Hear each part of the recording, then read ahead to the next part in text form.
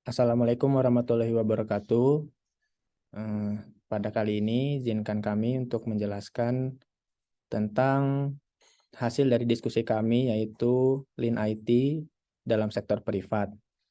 Di sini kami mengambil studi kasus, yaitu pada perusahaan Apical Group. Adapun kelompok kami terdiri dari saya sendiri, Aditya Sudiana, kemudian ada Mas Her, dan ada Mas Rafael. Apa itu Lean IT? Lean IT itu yaitu merupakan sebuah framework di mana dia itu memiliki fungsi untuk mengurangi pemborosan pada suatu proses IT, di mana nanti akan meningkatkan efisiensi dan efektivitas dalam penggunaannya. Adapun jenis-jenis pemborosan atau waste yang ada di Lean IT tersebut ada 8, yaitu inventory, talent, waiting, motion, defects, transportation, overprocessing, dan overproduction. Lalu apa itu sektor privat? Jadi sektor privat itu yaitu sektor ekonomi yang dikuasai oleh perusahaan swasta atau individu. Kemudian apa hubungannya dengan Lean IT? Jadi sebenarnya saat ini semua perusahaan itu hampir tidak ada yang tidak bergantung pada IT ya. Jadi seperti misalnya bank, dia juga butuh IT. Kalau IT-nya tidak jalan, maka bisnisnya tidak jalan. Nah, cuman kalau misalnya eh, penggunaannya tidak diefisienkan, maka akan meningkatkan cost pada perusahaan tersebut.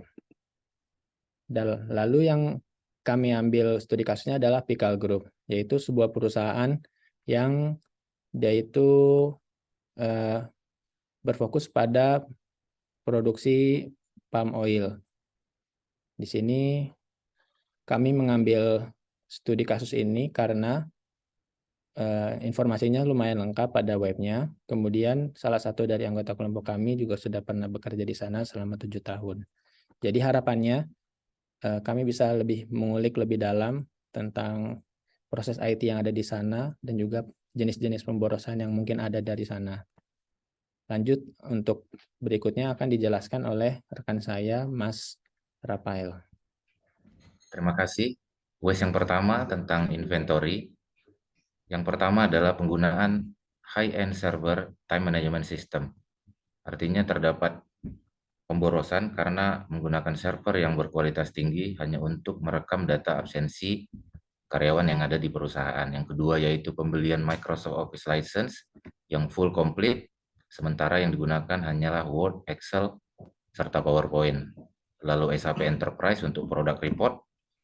Dan yang ketiga adalah kekurangan IT infrastruktur untuk memberikan servis terhadap 700 bahkan lebih user yang akan menggunakan servis IT. Waste yang kedua yaitu tentang talent. Pertama adalah penggunaan tempat bekerja yang sangat besar. Ini akan memakan konsumsi bisa listrik, bisa furniture dan lain-lain sehingga akan meningkatkan cost. Lalu ada tim development apps yang bekerja hanya intensional, artinya pada saat dibutuhkan saja, sementara perusahaan harus membayarnya monthly atau setiap bulan. Lalu overbriefing yang dilakukan setiap hari pada seksi atau departemen IT, sehingga akan memakan waktu office hour atau jam kerja. Waste yang ketiga yaitu waiting time.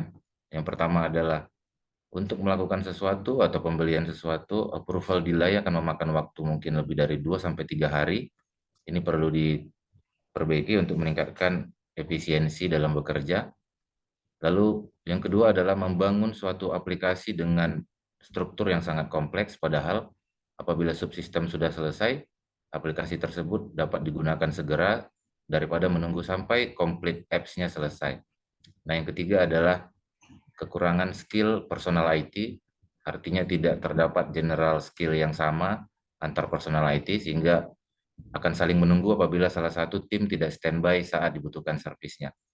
Nah, waste yang keempat yaitu motion, pergerakan. Nah, masih dilakukan pengecekan manual, artinya tim akan langsung pergi mengecek device atau peralatan yang ada di data center.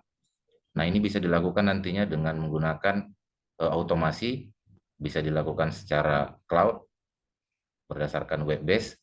Nah, yang ketiga adalah item purchase waiting, artinya waktu tunggu sehingga akan memperlambat proses service yang diberikan oleh IT. Waste yang keenam, defect. Nah, terdapat beberapa kendala yaitu UPS downtime. Ini karena tidak adanya redundant dari UPS sendiri untuk mensuplai listrik, sehingga apabila salah satu down, maka server pun akan down. Nah, yang kedua adalah hot swap parts. Server yang dikelola apabila pembeliannya tidak dengan kualitas yang baik pada saat penggantian parts, kegagalan dalam hot swap akan menyebabkan downtime pada server. Waste yang ketujuh yaitu transportation. Nah, di sana masih terjadi pengisian manual untuk permintaan service IT dari departemen.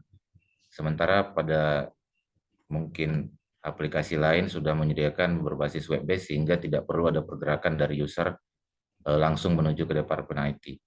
Nah, yang kedua adalah physical repairment, artinya fisik yang sedang rusak itu harus segera diantar sementara partsnya bisa dikirim. Nah, overprocessing yaitu Excel report masih mengerjakan manual Excel sementara sistem sudah memberikan laporan secara otomatis. Nah, yang terakhir adalah overproduction, menggunakan teknologi yang high brand seperti Cisco sementara hanya untuk penggunaan WiFi public.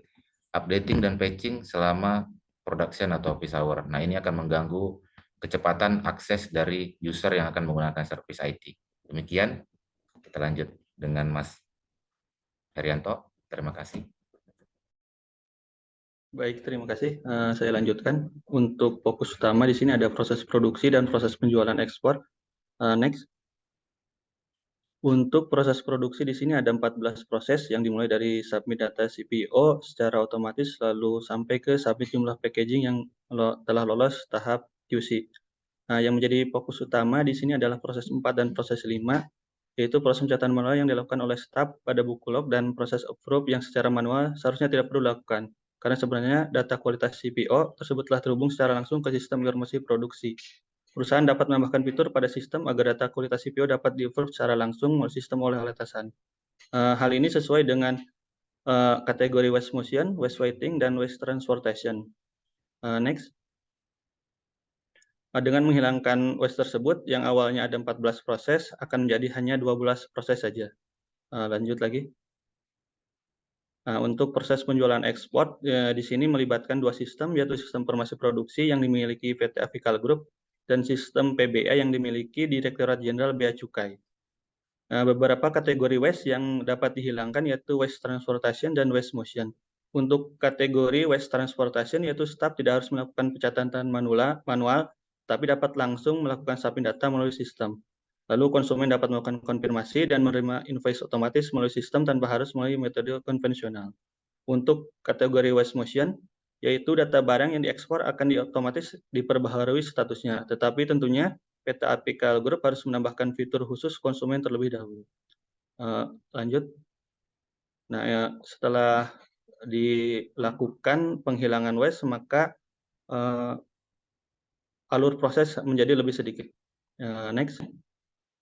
Di berdasarkan pengamatan kelompok ditemukan beberapa waste pada proses IT yang ada di PT Apical Group. Di sini kami menemukan artikel yang di Aridondo Soto dan kawan-kawan. Di sini mengusulkan industri study dan di sini ada 8 step yang akan untuk memecahkan masalah dalam proses waste. Dan metodologinya ini telah menggabungkan metode Lean Manufacturing dan Six Sigma dengan memperhatikan siklus Deming. Mungkin itu yang dapat saya sampaikan, dikembalikan kepada Mas Adit. Silakan, Mas.